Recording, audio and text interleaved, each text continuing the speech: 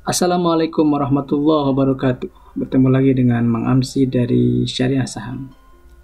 Di video ini kita akan mencoba membahas tentang apa yang ditanyakan oleh salah satu teman kita. Bagaimana dengan kondisi saham Indofood CBP Sukses Makmur atau ICBP? Apakah mungkin masih masuk efek syariah atau tidak? Ini terkait dengan adanya akuisisi yang membutuhkan atau menghabiskan puluhan triliun rupiah. Nah, kita akan coba bahas di video ini ya teman-teman. Seperti biasa, terima kasih sudah subscribe, like, komen, dan mengaktifkan notifikasi di channel ini. Semoga channel ini semakin bermanfaat. Terima kasih juga sudah follow @syariahsaham dan @mang_amsi di Instagram. Seperti biasa juga saya ingin ingatkan bahwa presentasi ini hanya bersifat informasi, bukan rekomendasi. Silakan sesuaikan dengan profil risiko masing-masing. Kita mulai dari sebuah berita tentang Indofood CBP Sukses Makmur yang mungkin dari tahun kemarin sekitar bulan Agustus ya. Itu ada sebuah berita yang menyebutkan bahwa biayai akuisisi Pinehill Indofood CBP atau ICBP meraih sindikasi 30,5 triliun. Artinya, ketika mengakuisisi perusahaan ini, manajemen mendapatkan pinjaman utang baru sebesar 30,5 triliun atau sekitar 2,99 miliar dolar. Nah, hal ini yang sering ditanyakan kepada saya, apakah dengan adanya utang ini ICBP nanti akan kemungkinan keluar dari efek syariah? Nah, kita akan buktikan dengan penjelasan di video ini dan semoga semakin jelas atau menambah penjelasan tentang apakah ICBP masih akan kemungkinan masuk efek syariah atau justru keluar. Nah, teman-teman, ketika kita bicara tentang kriteria saham syariah di Indonesia, kita tidak bisa terlepas dari yang namanya POJK nomor 35 tahun 2017. Ini berlaku untuk perusahaan-perusahaan yang dari awal tidak menyebutkan dirinya sebagai perusahaan yang syariah. Misalnya banyak ya, dan di kita yang menyatakan dari awal syariah baru 5. Pertama adalah yang listing pertama adalah Panin Dubai Syariah Bank atau PNBS, kemudian disusul ada BTPS dan BRI yang sekarang jadi BSI, kemudian juga ada JMAS Asuransi Jiwa Abadi Jiwa Syariah Jasa Mitra Abadi, dan terakhir kemarin ada BANK atau Bank Net Syariah Indonesia ya kalau tidak salah. Nah, itu adalah emiten aktif yang dari awal sudah memang menyatakan diri sebagai perusahaan syariah. Adapun yang pasif itu ada sekitar 420 lebih ya, 420-an, dan itu menggunakan kriteria. Nah, kriteria ini yang dimasukkan juga ke dalam Fatwa nomor 135 tahun 2020. Nah, di kriteria tersebut terbagi menjadi dua secara umum, ada yang sifatnya kualitatif ya, dan ada juga yang sifatnya kuantitatif. Nah, yang kualitatif itu kegiatan usaha, kemudian transaksinya, dan itu masuk ke dalam bisnis screening. Yang kedua ada yang financial screening atau utang berbasis bunga dan pendapatan non halal. Nah, kita tidak akan keluar dari kriteria ini ya teman-teman ketika menentukan sebuah saham itu masuk efek syariah atau tidak. Nah, kita akan coba menganalisis ICBP itu dengan kriteria ini ya. Sebenarnya sih kalau misalnya masih masuk ke dalam daftar efek syariah ya kita percaya saja bahwa itu adalah hasil diskusi antara OJK dengan DSN MUI dan memang dinyatakan sebagai efek syariah. Nah, tapi karena daftar efek syariah itu keluar ketika bulan Desember dan berdasarkan laporan tengah tahunan gitu sampai bulan Juni 2020 atau sampai bulan Juni di tahun berjalan. Sementara peristiwa akuisisi atau tadi ada sindikasi utang yang baru dari ICBP itu terjadi di bulan Agustus, yang mana Agustus itu sudah lewat dari laporan tengah tahun gitu. Nah, ini banyak teman yang nanya, emang apakah nanti kira-kira di updatean terbaru isi ICBP akan masuk lagi atau justru keluar? Karena kan berdasarkan laporan akhir tahun. Oke. Pertanyaan yang menarik dan bagus, dan saya juga penasaran sebenarnya.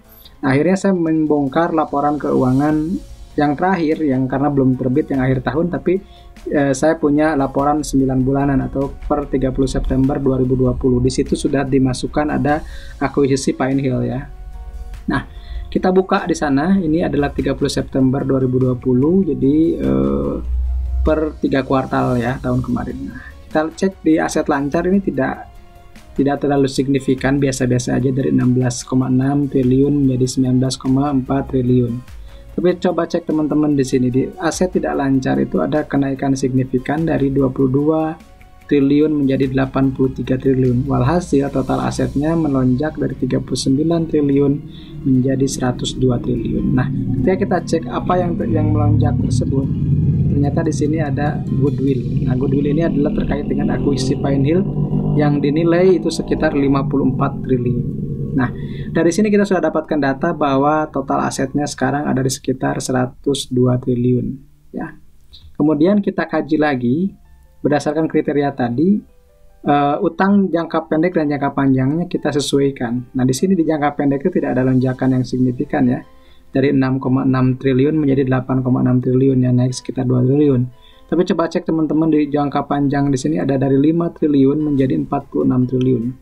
Dan ini menghasilkan liabilitas atau kewajibannya meningkat hampir 4 lebih, ya, atau hampir 5 kali lipat malah, 12T menjadi 55 triliun. Nah, sekarang kita buktikan apakah ICBP akan masuk ke saham syariah atau tidak di periode berikutnya.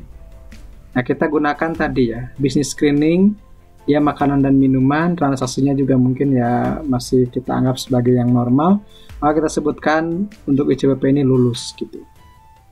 Nah, kemudian untuk utangnya kita cek, ya, tadi jangka pendeknya itu yang berbasis bunga ada berapa? Yang jangka pendeknya 921 miliar. Dan yang jangka panjangnya yang tadi hampir 30 triliunan itu ternyata 32 triliun. Walhasil total liabilitas berbasis bunga jangka pendek maupun jangka panjangnya itu ada sekitar 33 triliun. Jika dibandingkan dengan total aset yang 102 triliun, itu tanda kutip hanya 32%. Artinya dari sini ICBP lolos, ya. Bisnis screening lolos, total debt dibanding aset pun lulus. Kenapa? Karena yang ditoleransi itu sampai 45%, ya teman-teman. Bahkan untuk di Malaysia pun ini masih lolos. Kenapa? Karena total utang berbasis bunganya di bawah 33%. Di Turki pun sama. Jadi kan kita tuh suka banyak yang membandingkan di Malaysia ginilah, di Turki beginilah. Nah, ini kalau di Malaysia, di Turki pun masih masuk kalau tidak salah, karena rasio utang berbasis bunganya 33%. Ini 32% malah, ya, lebih sedikit.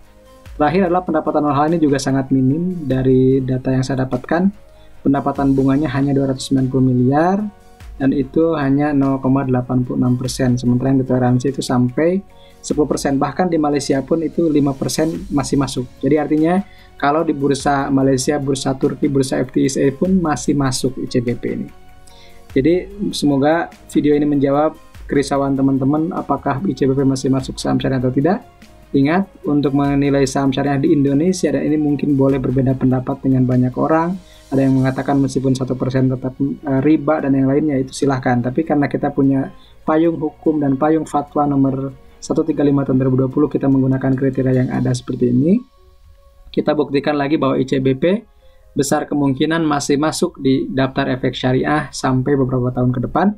Saya baca tadi utang untuk Pine Hill ini sampai 2025 dan struktur utangnya masih tetap di bawah 35%, bahkan 33% yang dikriteriakan atau yang